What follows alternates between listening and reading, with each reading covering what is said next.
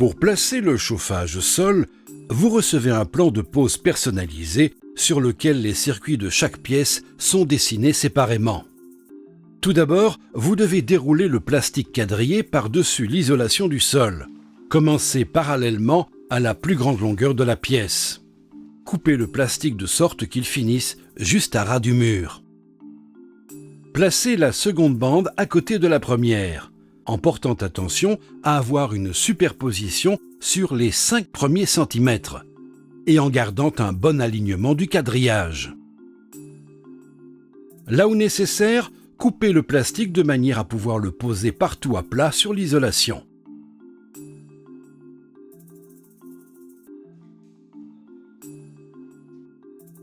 À l'aide d'une grande agrafeuse prêtée par votre installateur, agrafez le plastique à quelques endroits de façon à le maintenir en place et le quadrillage aligné. Une fois le plastique en place, placez l'isolation périphérique le long des murs. Le plus simple est d'agrafer l'isolant sur le mur déjà plâtré en plaçant la bande de plastique transparente vers le bas pour garantir un bon contact avec le plastique au sol. Poussez bien l'isolant dans les coins et découpez les bouts superflus à l'aide d'un cutter. Fixez maintenant le collecteur à l'endroit prévu, à une hauteur d'environ 60 cm par rapport à l'isolant. Le collecteur rouge de départ en haut et le collecteur retour en bas. Chaque circuit sera connecté aux 2 collecteurs. Pour éviter de croiser les tuyaux, placez bien les tuyaux en suivant le plan de pose. Commencez par fixer votre tuyau au premier bloc du collecteur départ. Le quadrillage sur le plastique vous aide à garder la bonne distance. Avec l'agrafeuse prêtée, fixer les tuyaux est un jeu d'enfant. Chaque circuit est posé selon un schéma bifilaire en forme de spirale.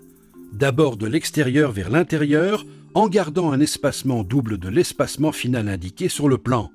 Fixez le tuyau tous les 20 à 50 cm, en fonction de la forme et des besoins. En ligne droite, avec un espacement plus grand, et dans les coudes, plus rapprochés. Une fois arrivé au centre, vous devrez faire demi-tour et repartir à l'intérieur de la spirale déjà formée. Pour cela, il vous faudra faire 2 courbes à 180 degrés avec le tuyau. Une fois revenu au collecteur, coupez le tuyau à mesure et raccordez-le au bloc retour correspondant. À l'endroit où viendront des joints de dilatation, au droit des portes et dans les grandes pièces, placez des gaines de protection d'une longueur d'environ 20 cm sur chaque tuyau. Une fois tous les circuits placés et raccordés, il ne reste plus qu'à tester le système en le mettant sous pression pour s'assurer de l'étanchéité.